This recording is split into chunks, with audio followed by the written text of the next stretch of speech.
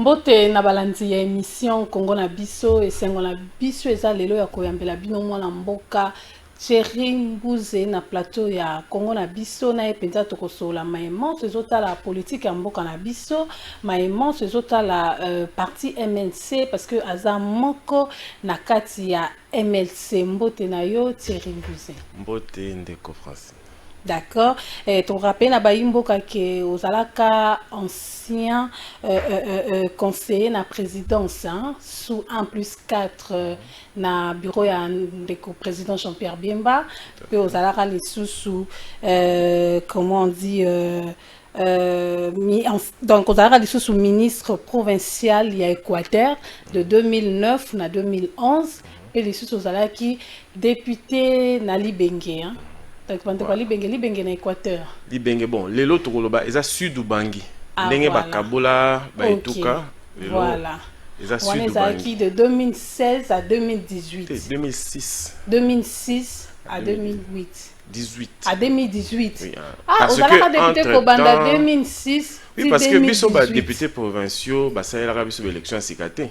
Ah. Donc et kisi ba o nyonso ba ponamaka na 2006 mandat na bango et kendati 2018 bon ezala ba misusu ba zalaki remplacer na ba suppléant to nini et puis ba ke bazongi mais mandat ezalaki depuis 2006 et si na 2018 yo remplacer marate ba remplacer déjà ton akomaka ministre provincial na 2009 ti 2011 na remplacer maka.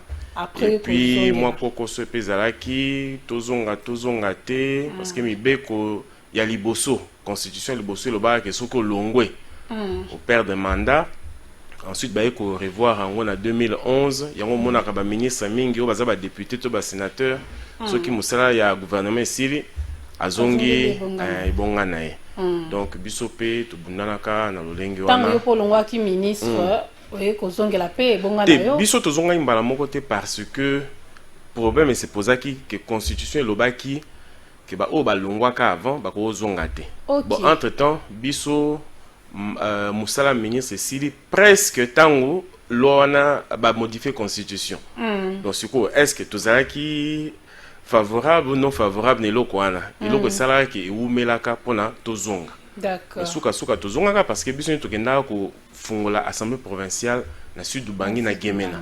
OK. Et bon alors on est sali que na 2018 pendant l'élection au postuler les sous-té pour le tour le boza sous député hein au tikali un simple citoyen. Bon, na ba boye moi nous mo salemaka ton zalaka ministre. Alors ba ko bimisa yango na 2018 que non, on a postulé par rapport à Masolo. Et pourtant. Quel Masolo? Oh, bah, il y a secret. C'est bon.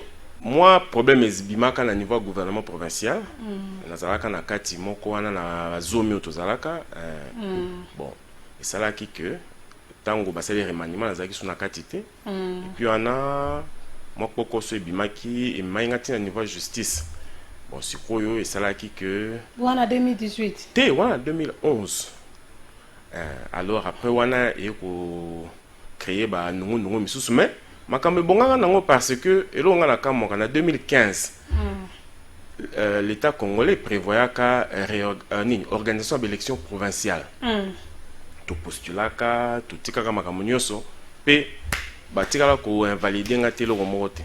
Mais na kamoka tant que ça la chose en 2018 bah bimisa nga makama 2011 alors que en 2015 batika ko bilo bon donc c'est ça ndé sali que au postuler les sous-té na postulat qui ba invalida qui candidature OK alors que en 2015 pe na postulat qui dans les mêmes circonstances la même circonscription batika ko invalider ngati OK et on a le bakabo toujours landa pe masolo ngo na niveau seni to ki loi électorale bako bongo lango mwa moke nde je crois que ko sunga baninga mingi oyo bazana kala kolanga bako yo ko postuler na mikolo ko ya et lelo autre le bete Thierry Mbuze na kata Kinshasa vraiment zo mona na tête bi ke yo o tiki tango moni ke masolo politique na Congo na mboka na yo elali ozongi mwana mboka mindele koke kolia mbala facilitation ya double nationalité tokoloba bongo to eza kaka que non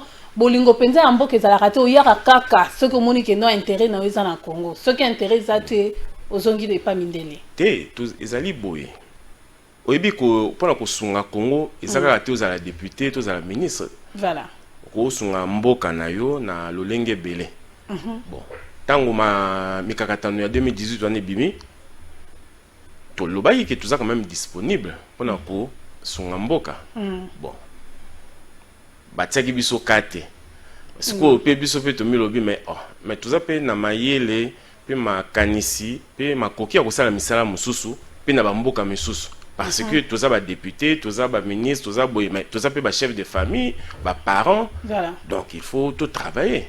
Alors ceux qui babengi soki osala na Chine okoki osala na Japon okoki osala na Belgique okoki osala na Dubaï parce que oza ingénieur est ce que donc ezalaki okaka ntango fonction ya mboka ekosila mpo babengisa okoke esala te ngai moko natali que moyen na sala oyo ngai nakandaki nazala député ebimi te bon na offrir mpe disponibilité na nga mais nazwi eyano te bon sikoyo efali natikala chômeur nafanda na Kinshasa nazelaka ti mokolo yeza ozonga asa et alors base na yo na libenge kuno bazolela président président ntango mandat esili président mpe alimwe te wana nde lisusu en contact na base te wana nde nakobuka kingo ya lokuta wana parce que indépendamment du fait que nazali lisusu na mandat kuna te mais nazala misala oyo esalaka ke kombo na nga eza kaka na kati ya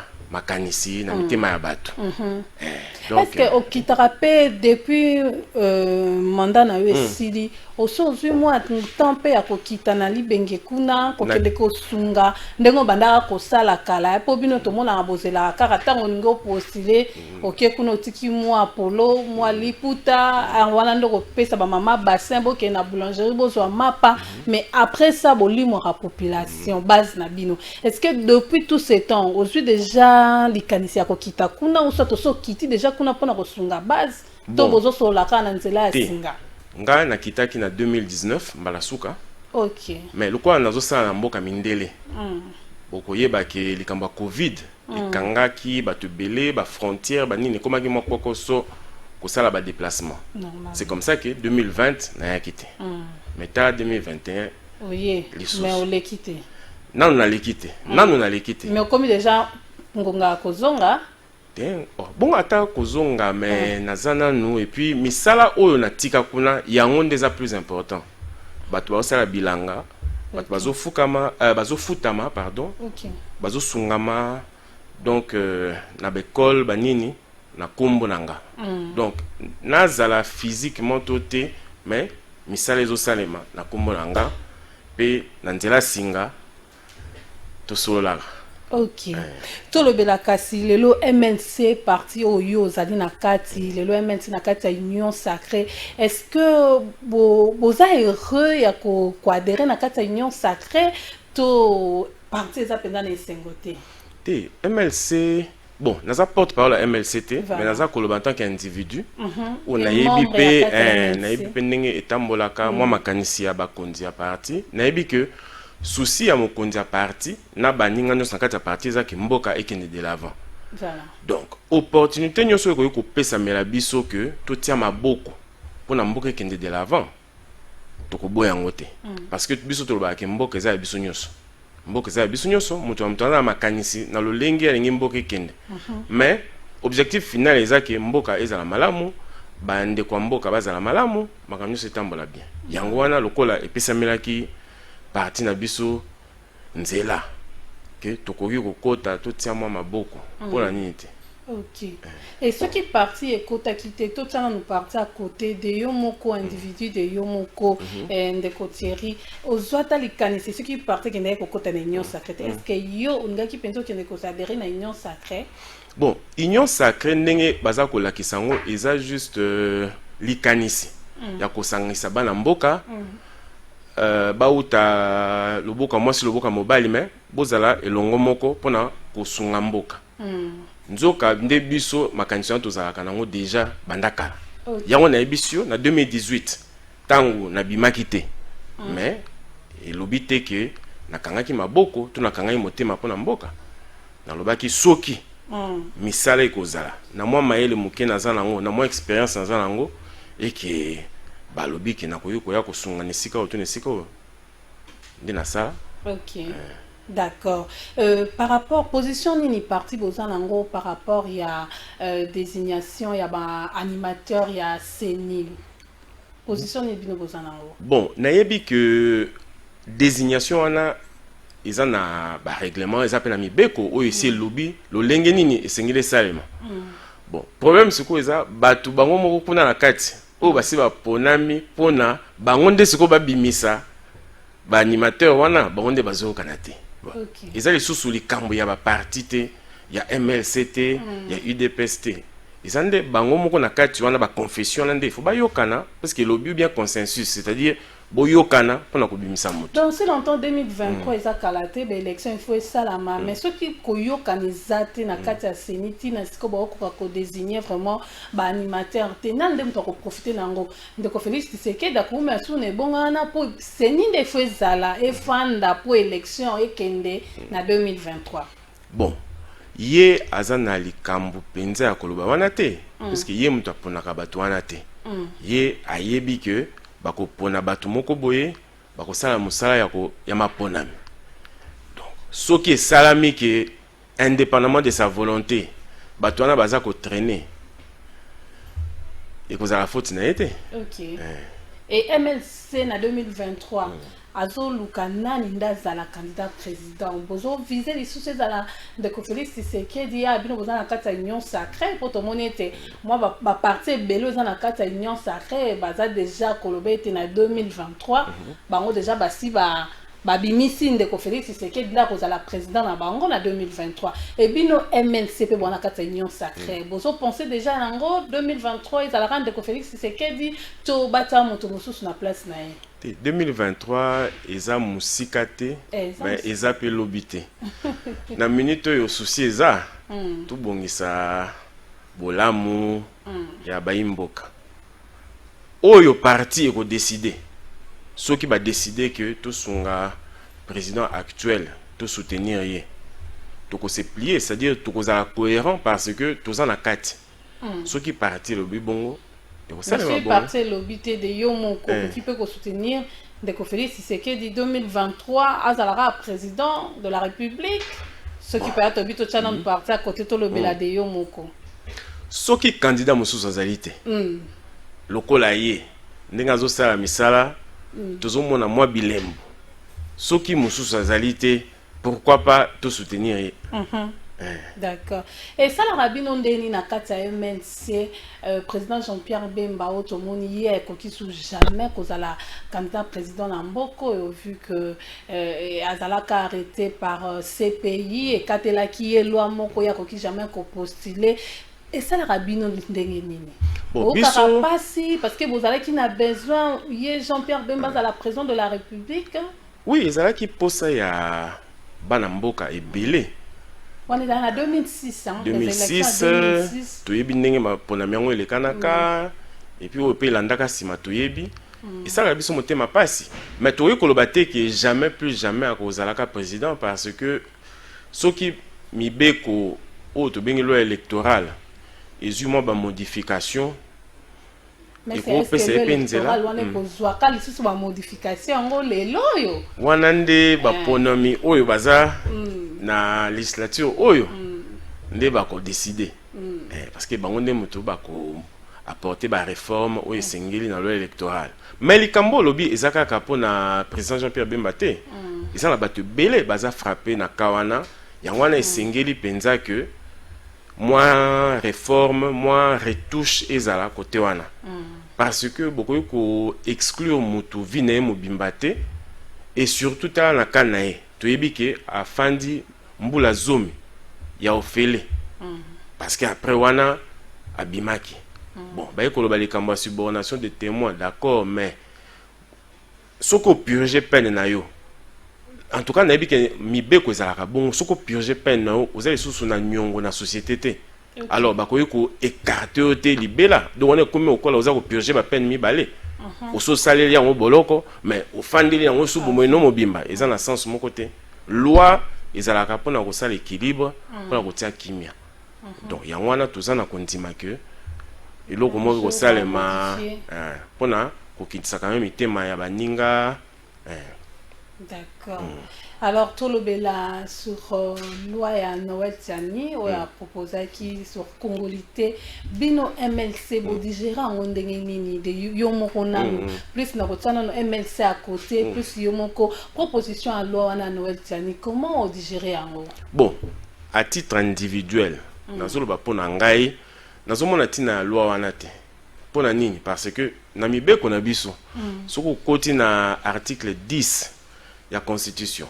Au côté de l'article 13, il y a la constitution. Ils ont définir déjà les Congolais, les Congolais. Et puis ils ont encadré les misala, Namboka Oyo, ce que Congolais. Et puis sur l'article 71, et l'objet sous la condition pour les candidats président. Bon, nous avons nini, il y a créé. Hein, ko balusa mbili na kati ya pota ndenge balobaka na lofaransa. Donc loi n'est dans la sens il fallait pas. Pona ngai nalobi pona ngai nazomona tina na ngote. OK. Et le lorsque qui l'Assemblée nationale est adopté loi. Bon, toko se plier parce que tu es républicain. Loi mibeko babaka la loi est dure. Ça risque de créer ba problème té na mboka et ko créer séparation té parce que tout le monde a ba déclaration de part et d'autre. Justement, mutu ngazaki mo sali mibeko oto benga élu législateur. Tant on basala ka mibeko, il faut ko lukape kimia. Ça dit mibeko ezalaka pona ko pesa eyano na bokoso moko, mais il faut pe etia kimia. Oko sa mibeko moko te oyo ko pelisa moto na mboka, eko kabola batu, eko ima non. Donc moi je crois que ceux qui ba pona miambalo yo baza penya na bwanya bako fanda bako sosola pe bakomona ke izana tina moko te basala la loi wana to basala loi mususu parce que ba oyo ezali déjà na kanisi ke eza déjà malamu mingi pona ko répondre na posa nae parce que posa nae ezaki ya solo ndeko Noël Tiani posa nae ezaki to batela ba fonction misusu surtout oya likolo asa na raison mais nandimite que ezana nzela ya mubeko lolenge ya lingia salela nde ekopesa eyano oyo yazokanisela. D'accord. Tout le bel kambo ya courant na mai na mboka na biso comment luxe soko la mki na tongo moni courant moni mai okumisi nzambe eloko nini fo mboka na biso esala po courant na mai comme stable le peuple azolela lobi na tango ya ndeko Joseph Kabila tolelaka courant boyete tolelaka mai boyete mais na tango ya Félix Tshisekedi donc courant na mai comme luxe. Bon, problème ezani. Ezali kamo d'abord ya vision et moniseli. Ba o bazo kama mboka na kanisi bazana moniseli wana. Sikoyo esaleli o to benga exécution. Est-ce que exécution ezo landa et moniseli? Na oyo lobi na ndimite. Parce que ndenge eza fatalité te kozanga courant kozanga mai. Eza ba mboka misusu bazaka na bango na ebalelo kwa biso boyete. Mais bazana courant. Basana mai sikoyo pona nini biso oyo tozana mai tozana moi mais tozanga courant tozanga mai ezali kambo ya esaleli soki batie bato esengeli basala misala wana na kanisi ba congolais bazanga mai te bazanga courant te. OK. Mais à l'étranger to solana nous poyo zape mutu moko kendaka mwa poto na poto kuna soki ndeti kure katanaka. Eza ba camo exceptionnel. Eza ba camo exceptionnel. Vraiment. Et katanate. Na koloba jamais te mais. Eza moi. Et bon mai. Ndenge moko. Tant musu bo sa moi misala na nzela na bino ba bi le to kata mai de telle heure à telle heure. Wana ba annoncer bino. Annoncer bino. Mais après je sala kango na monaka. Mais est-ce que ezalaka kaka pona misala to parce que bazo koka ko pesa mai na batute parce que wana eza likambo mususu ko produire mai kotindika mai kokabola mai mai ezobima na barobine na mabanga mai ya robine ebimi na mabanga na mabele donc elakisi ke na esaleli ya koproduire mai wana kotraite yango po kosala mingi na kati wana. D'accord. Nzoka nde na mboka na biso baingénieur bazali batechnicien bazali, mais pourquoi ne pas recourir na bato wana mpo na bapesa basolution na baproblème wana. Makanisi nini okoki kopesa bachange bato ya kosalela batia bato ya sika to bato baza na kati wana babetela bango mwa fimbu to basala nini vraiment bao baa na kati babetela bango fimbu mpe bakotisa bato ya sika. Ok. Po ete mayele ya sika eza deja mingi mpona kosala courant kosala mai. Soki otali mingi oyo baza na misala wana baa bato ya kala na mayele me mayele ya kala. Ok. Donc tout ça c'est ce que mayele ya sika wana mayele ya kala oyo ebebisi bozotinda mai na mabele. Donc mayele ya sika la mso bakoki kotamize mai net. Voilà, tolobela kasi banzela nakanisa oyo ozomona ndenge ozotambola boye ekoki kolongolo amortisseur ekoki kolongolo pune nzela na Kinshasa mabe nzela nyonso eza ya kotoboka eza ta na parti moko te eza épargné partout eza mabe.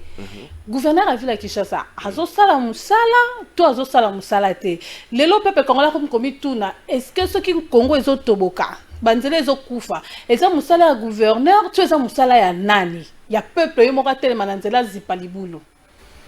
En tout cas na koloba boye esengeli contrôle ezala makasi ba oyo bazokama mboka babanga mibeko parce que bango ntango bazokama mboka bazobanga mibeko te yango basala oyo motema na bango elingi. Alors ba oyo bazocontrôle bango badéputé bonde bacontrôle bagouverneurs bacontrôle ye penza ke awa nzela penza député provincial awa penza nzela boye te ba interpeller ba ministre na ye ba interpeller ba OVD ba office de route ba couper sa explication soki pe explication ngo eza na molongo te sanction il fait quoi ya pona bato ba banga sanction ba tosa mibeko ba sala misala parce que lokola sanction ezalaka nango penza toi en état de droit c'est vrai mais eza vraiment non ne fandité alors mingi bazo profiter na lolenge wana pona kosala oyo motema na bango elingi banzela awa penza eza mato mboka soko tali na bamboka misusu ba mbongo bato babimisa po tonga banzela eza kutu bambongo tokaka awa te kasi pourquoi awa million eza ba million ebimaka mais ba million on esala keloko million mais esala keloko te. Ok nzoka nde banzela nde esalaka pe développement ntango bato bazotambola biloko ezotambola eza ko ba échange wana nde permetaka ke bato mbongo pe ekotambola mboka ekozala bien. Ok. Siko likambo tosola nano makambo ya nzela ngo tosi sango vraiment bien te. Il faut population akoma ye moko kotonga ka nzela ba pesa droit na population pona mona ki ezaki na commune moko na kotanga kombo te batomboki ba biso moko to bima ta to zipa nzela na biso oyo parce que kozela ba konzi ya mboka bazoya te pe soki ka une fois babimi po batonga nde place ba ko kanga ba ke non population za na droit ya kotonga te mais to ko fifra bongo jusqu'à quand uti na elanga awelanga silimvu lezo banda to kozinda kasite population na ndenge mibeko na état de droit population mtatonga nzela te. C'est ça maintenant le problème. C'est l'État. Ou bien l'État a coupé sa marché dans la société privée. C'est que l'État a coupé la paix, aningi pe kotonga penzela te. Liboso loponga mutatongi meuble ne kitoko appartement ne kitoko mais nzeleza ya kotoboka. Kasi esika osko na sengaka en tant qu'ancien élu. Population pe il faut jouer rôle naé. Ayeba ko revendiquer ba droit naé. Alobaka ayima kaka te. Nakatanda ko gouverneur asali gouverneur septé il faut azoka pe temps ya kolobela ngo na polele ba bitu comme un état de droit to ko banga lisusu te donc il faut mutu aleka na nzela a lobby pona nini banzela na biso eza boy pona nini gouverneur azo sala musala te pona nini songola azo sala musala te esengeli eza bongo wana mutu na responsabilité na akoyeba o esengela ça. D'accord, parlons na likambo etali ram balobi congolais azokoka likambo ya ram te banda yo ye basi ba piqué ou unité na téléphone. nayokelaki yango na musika awa nazwelaki yango déjà oyo bolobaka livance nayebi bon problème eza que il faut nde bato ya secteur wana baexplike yango bien la population soki eza utile mpona ke télécommunication na biso efonctionne bien et que basengeli na bataxe wana il faut baexplike yango bien la population mpo na population eyeba mpona nini bazokataka biso mbongo obi na tuni bato mingi bo bakata bino mbongo mpona nini bayebi te mais bakendaka mpe kaka a recharger et puis bakati ye et puis ayimi et puis lobi ake so a recharger bon mais babi na poto kuna mpe bozalaka na eloko moko boyokala ezaka bagenre lokola barambo bakataka bino mpe mwa bacrédit te tokobenga yango eza mwa fraude eza moyibi to eza nini juste mpo toyokaki ete ekopermettre nde bakokata baunité wana ezopermettre batiela biso bawifi na bauniversité batiela biso bawifi na mwa banzela na bacoin moko bato bakocible bon nayebi te ndenge ozosurkile na mboka kote nini ozobendi wifi esika moko te bon eza na oyo balobaki bongo bango nde ifo bapesa eyano ke bakotia wifi bakosala boye parce que ngala moni problème ya ram eza problème mingi ya balimbolela bato bayeba ntina nango nini peuple azosouffrir peuple atie mwa 100 unité na ye oyibi ye 80 unité atike na 20 yebisanga ye osala ndenge nini donc esengeli mpenza bato wana baloba bien basolola bien na population baexplike bango balimbolela bango bien mpenza ke moto nyonso ayeba ntina nango nini wana sikoyo ntango bazokata ram oyeba mpona nini bakatinga d'accord tokomi na suka ya émission ndeko Thierry Mbuze mwa mot de la fin message nini okoki kopesa na base oyo ezolanda yo message nini okoki kopesa mpe na parti na yo MLC oyo basepeli mpe lelo komona yo na babase na yo balukaki yo vraiment mingi lelo baza content ya komona yo message nini okoki kolance na bango mosala nde ebongisaka mboka moto asalaka eloko te akosunga mpe mboka na ye te akosunga mpe ndeko na ye te donc eza message na kopesa na niveau ya base balemba te nayebi ke kuna libenge tobenga bango bana robado baza très fort na misala bilanga basala mosala balemba te en attendant courant ya parce que balobi courant ezoyakala te nayebi ke ekodéveloppe esusu mboka bana kondimaka courant ekoya batie déjà bapoto kutu donc na niveau ya parti pe na kosinga ndenge moko kaka ke vision wana oyo président na biso azalaka nango en tant que grand travailleur a continuer kopesa yango na baoyo nyonso bazokamba parti na baechelon nyonso mpona ezala mpenza culture ya travail nde moto esalaka obomonaka poto eza poto euta na mapata te ekwe na mabele parce que bato basalaka misala nde poto eza ndenge eza biso mpe soki tolingi mpe lobi mboka na biso ezala bien ezala kinsenso ezala mokali ezala libenge ezala wapi il faut culture ya travail on a koloba mingi yango wana d'accord merci na yo mwana mboka Thierry Mbuze na ndenge orépondaki na invitation tokorappele na bayi mboka Thierry Mbuze azalaki ancien conseiller na présidence na 1+4 na bureau ya président Jean-Pierre Bemba mpe azalaka mpe lisusu ancien député mpe azalaka ancien ministre provincial donc ngana bino tokuta mikolo ezali koya na numéro ya sika samedi 9h juste bolanda rediffusion ya émission mpe na chaîne na bino YouTube Kamputu TV botikala malamu